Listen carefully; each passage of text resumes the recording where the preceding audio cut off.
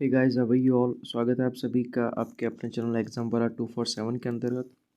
Guys आज science का एक टॉपिक है जिसमें apiculture, sericulture, pearl culture, कई सारी चीज़ें वो स्टार्ट करते हैं। सबसे पहले स्टार्ट करते हैं एपिक कल्चर यानी मधुमक्खी पालन। देखो, मधुमक्खी जो है वो संघ ऑर्थोपेडा के कीट वर्ग में अपोइडिया गुण का जीव है। ठीक है, तो ऑर्थोपेडा जो कीट वर्ग है उसका जीव है कौन? मधुमक्खी। इसकी चार प्रजातियाँ होती है: एपिस फ्लोरी, डॉर्सेटा, इंडिका और मेलिफेरा। मेलिफेरा इसका चयन होता है मधुमक्खी पालन के लिए। डॉर्सेटा जो होती है सबसे बड़ी होती है। ठीक है, फिर मधुमक्खी की कॉलोनी जो होती है उसमें तीन प्रकार की मधुमक्खियाँ होती है: रानी, नर मधुमक्खी, ड्रोन्स और श्रमिक। एक छत्ते में एक रानी होती है, ये अकेली अंडे देती है और सभी मधुमक्खियों की माता कहलाती है ये, है ना। यह शाही जेली खाती है। प्यूपा से 16 दिन में निकलती है, जो इसका प्यूपा लार्वा होता है उसमें से।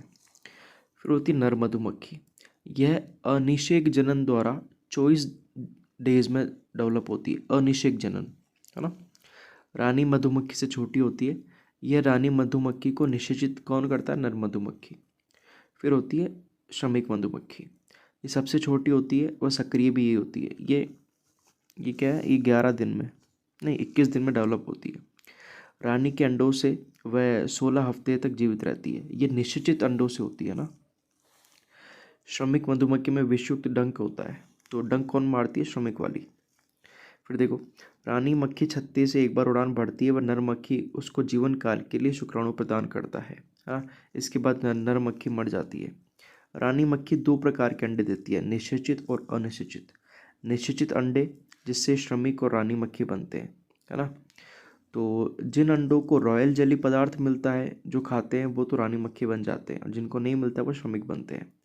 अनिश्चित अंडों से कौन बनता है? नर बनता है। ठीक है, फिर देखो, एक छत्ते में सिर्फ एक रानी मक्खी होती है। जो नई मक्खियाँ और बनती है उसके बाद में वो उसको ख़त्म कर देती है, और जो पुरानी रानी मक्खी होती है वो कहीं पलायन कर जाती है, तो एक छत्ते में एक ही रहेगी। ठीक है, फिर देखो, एपिस डोरसेटा मक्खी एक साथ किसी पर अटैक करते तो वो व्यक्ति मर सकता है, बहुत भयंकर होती है। शहद में कौन कौन सी चीज़ें होती है?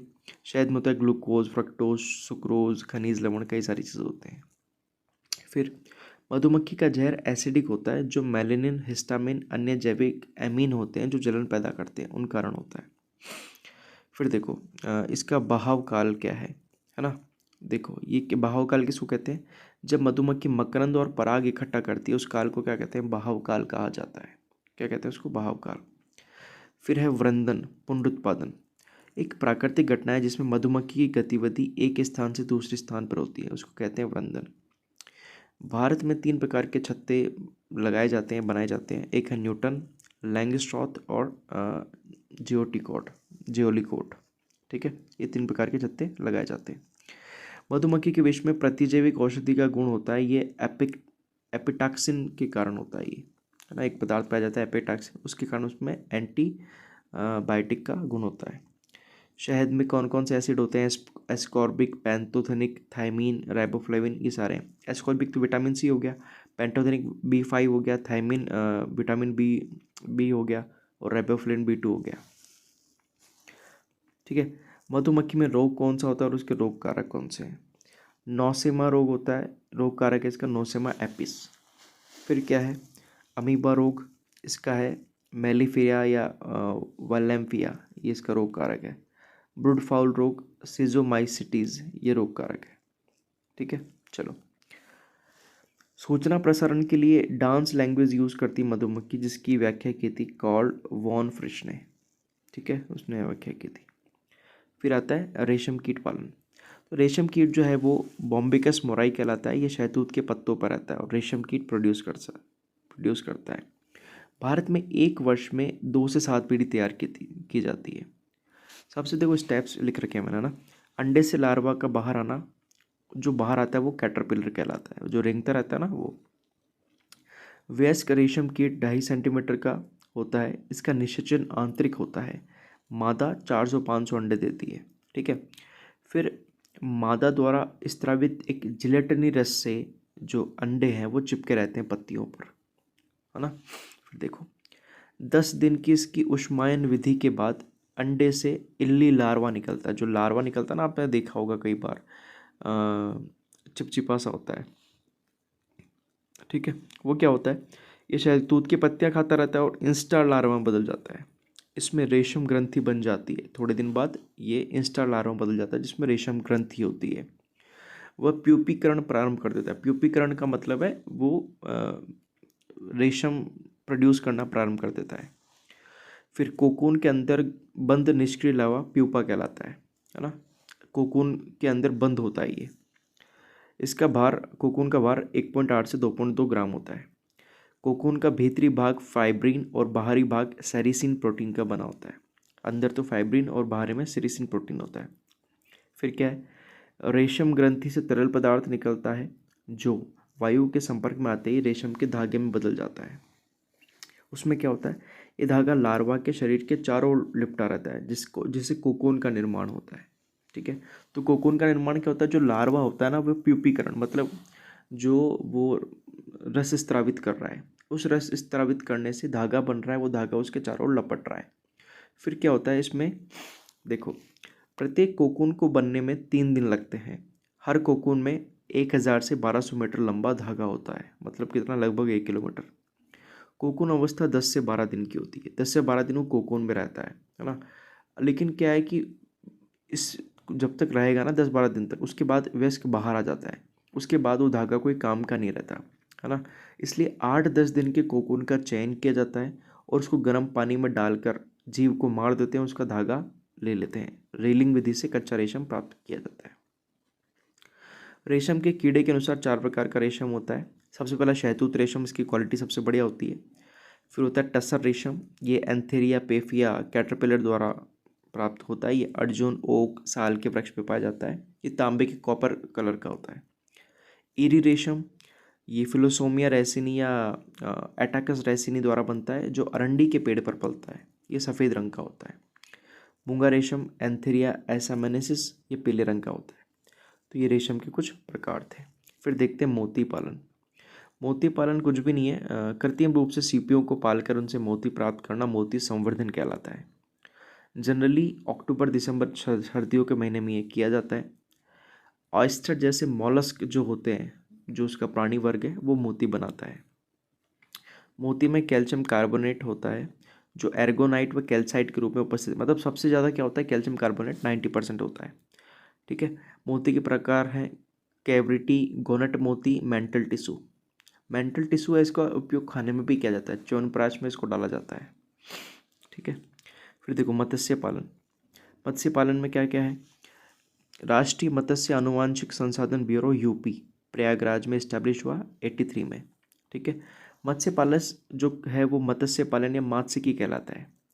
वह मात्स्यिकी जल कृषि की एक शाखा है जिसमें जलीय पौधों या का अध्ययन किया जाता है। तो मीठे पानी की कुछ मछलियाँ हैं, एक क्वेश्चन ऐसे आता है, मीठे पानी में कौन सी मछलियाँ हैं, इसमें है कतला, रोहू, मृगल। विदेशी बात करें तो कॉमन कॉर्प, ये सब है, ठीक है। फिर देखो, मछली प्रजनन करती है, अंडे देती है और उससे बच्चे बाहर निकलते हैं, उनकी शारीरिक वृद्धि होती है। इनको कहते हैं मत्स्य बीज। ये सबसे पहले स्मॉल अवस्था में होते हैं, ज़्यादा बड़े नहीं होते, छोटी अवस्था में, है ना। इनके अलग अलग नाम हैं, जैसे स्पॉन, हैचलिंग्स, सेक फ्राई, फ्राई, जोवेनाइल, फिंगरलिंग, ईयरलिंग, है ना। फिंगरलिंग, ईयरलिंग, सेक फ्राई, स्पॉन, हैचलिंग आदि। बीजों को अंडजों उत्पत्ति हेतु गड्ढों में ट्रांसफर कर देते हैं, कई सारे गड्ढों में, आपने देखा होगा डिस्कवरी वगैरह पे। फिर उनसे छोटी मछली निकलती है जिसको बोलते हैं जीरा। जीरा को नर्सरी जलाशय में किसी और जलाशय में डालते हैं और उससे बनती है जीरा अंगुलिका, ठीक है। इस प्रकार मछली डेवलप होती है। फिर देखते हैं कुक्कुट पालन, मुर्गी पालन। तो भारतीय मूल की कुछ किस्में हैं जो मांस के लिए पाली जाती है, जैसे जंगली मुर्गा, असील, असील चटगांव, गगस, पुस्त्रा आदि। विदेशी नस्लों में है Brahma, Langshan, Cornish, Plymouth, white Leghorn, Rhode Island आदि, ठीक है। भारत में कुक्कुट नस्लें कौन सी है, एसील है, कड़कनाथ है, छत्तीसगढ़ बरसा है, ये सारी हैं। फिर देखो मुर्गियों में होने वाला रोग कौन कौन से हैं, तो मुर्गियों में होने वाले रोग हैं रानीखेत। मुर्गियों से अंडे प्राप्त होते हैं जिनमें फास्फोरस, लोहा, राइबोफ्लेविन आदि होते हैं। रानीखेत रोग किसमें होता है, मुर्गियों में, वायरस के द्वारा होता है ये। फिर देखो कई सारे और रोग भी है जीवाणु जनित, कौन से भैया, फाउल कॉलेरा, देखो कॉलेरा वैसे भी जीवाणु से होता है और उसके आगे फाउल लगा दिया तो वो भी कॉलेरा से होगा। कोराइजा एंथ्रेक्स, ये सब किससे हैं? जीवाणु से। विषाणु जनित कौन से? Ranikhet, fowl pox, dermatitis. फिर कीट वाला टिक बुखार और फंगस से एस्परलाइजोसिस, ये रोग होता है। ठीक है। फिर देखो दुग्ध उत्पादन की बात करते हैं। राष्ट्रीय पशु आनुवांशिक संसाधन ब्यूरो करनाल में है। उसके अनुसार गायों की 30 नस्लें हैं। दुधारू नस्लों की बात करें तो गिर, राठी, सिंधी, साहिवाल, ये सब है। द्विकाजी मतलब दो काम में, जैसे जुताई वगैरह उसमें भी काम लो, दूध में भी ले लो, तो वो कौन सी है? कांकरेज है, थार पारकर है, हरियाणवी, अंगोल, डांगी, पंगानूर, देवड़ी, मेवाती, सीरी, गावलाबादी है। भार भार ढूंढने के लिए नागौरी बैला आपने सुना होगा, नागौरी, मालवी, कंगायम, अमृत महल, खिलारी, बच्चोर, खेरीगढ़, हल्लीकर आदि कई सारे हैं। ठीक है। केरल में मिनीचर गाय पाई जाती है, कई बार छोटी छोटी गाय मिलती है, वो कहाँ मिलती है? मिनीचर गाय केरल में। विदेशी नस्लों की बात की जाए तो कौन कौन सी है? ब्राउन स्विस, ये स्विट्जरलैंड से है। जर्सी, जर्सी द्वीप से है। आयशायर, ये स्कॉटलैंड से है। गुर्नसी, गुर्नसी द्वीप से है। शॉर्ट हॉर्न, इंग्लैंड से है। रेडेन, डेनमार्क से है। और हॉलिस्टीन, हॉलैंड से है। नामों में ही पता पड़ रहा है। ठीक है। फिर राष्ट्रीय डेयरी संस्थान करनाल ने कुछ संकर गायें तैयार की है, वो है करण फ्रीज और करण स्विस, ये कुछ संकर गायें तैयार की। इलाहाबाद कृषि संस्थान इलाहाबाद द्वारा जरसिंग संकर नस्ल डेवलप की गई। ठीक है। फिर है भैंस। राष्ट्रीय पशु आनुवांशिक संस्थान ब्यूरो करनाल भैंसों की 10 मान्य जो किस्में हैं वो बनाई है, या सॉरी नस्लें हैं उसके अनुसार। कौन कौन सी? भदावरी, मराठवाड़ा, मुर्रा, नीली, सूरती, जाफराबादी, महसाना, नागपुरी, पंडनपुरी, टोडा, ये सब भैंसों की नस्लें हैं। ठीक है। फिर बकरी, बकरी की कुछ नस्लें देखें तो बरबरी, जमनापरी, चोकला, चोकला तो उसकी है, भेड़ की है ना। मारवाड़ी, महसाना, सिरोही, जखराना, कच्छी, सूरती, मलाबारी, पश्मीना, चेबू, ये सब है। विदेशी नस्लों में बात करें तो अल्पाइन फ्रांस की है, नोवियन उत्तर पूर्वी अफ्रीका की है, सानेन स्विट्जरलैंड की है और अंगोरा मोराडेरा, ये भी कुछ नस्लें हैं। ठीक है। ये ज़्यादा कुछ इंपॉर्टेंट नहीं है, मुझे लगा बताना चाहिए इसलिए बता दिया। ठीक है। फिर देखो मांस के बारे में बात कर लेते हैं। मांस में विटामिन ए और बी मुख्यतः पाया जाता है। विभिन्न पशु से कुछ अलग अलग मांस प्राप्त होते हैं। भैंस से जो होता है उसको बफिन बोलते हैं। गाय के मांस को बीफ, भेड़ के मटन, बकरी के चिवान या चेवणी भी होता है उसको, सुअर के पॉर्क और मुर्गी के चिकन। ठीक है। फिर देखो गोबर गैस में मुख्यतः गैस कौन सी पाई जाती है? मीथेन और CO2, ये मुख्यतः गैस पाई जाती है। फिर चलो कुछ इंपॉर्टेंट क्वेश्चन है वो देखो। पेब्रिन रोग किस में होता है? रेशम कीट में होता है। मधुमक्खी कॉलोनी में श्रमिक होते हैं बंधे मादा, कौन से होते हैं? बंधे मादा। बंधे मादा का मतलब है जो अनिश्चित होते हैं ना, उनसे प्राप्त होते हैं श्रमिक और मादा मक्खियाँ। पश्मीना बकरी की नस्ल कहलाती है। वेस्क बॉम्बेस्क मोराई का जीवन काल होता है 3 से 4 दिन का, जब वो वेस्क हो जाता है ना। मधुमक्खी पालन के लिए मधुमक्खी कौन सी है? Apis mellifera. सबसे बड़ी मधुमक्खी एपिस डॉर्सेटा है, बता दिया मैंने। श्रमिक मधुमक्खी का कार्य मकरंद संग्रहण का। रेशम कीट किस संघ का जीव है? ऑर्थोपेडा का है। रेशम बनता है फिब्रोइन प्रोटीन से, है ना, जो अंदर होता है, बाहर होता है सेरिसिन। मत्स्य बीज कौन कौन से? स्पॉन है, सेक फ्राई है, ईयरलिंग है ना, ये सब फिंगरलिंग्स है ये सब। अंडे सेने के लिए अंडे आइडियल टेम्परेचर क्या है? 99 से 102 फ़ारेनहाइट है। फिर देखो छोटी मादा मुर्गियाँ पुल्लेट्स कहलाती, क्या कहलाती है? पुल्लेट्स। फिर देखो रानी मधुमक्खी कौन सा हार्मोन स्रावित करती है? वो करती है anti queen pheromone, anti queen pheromone hormone.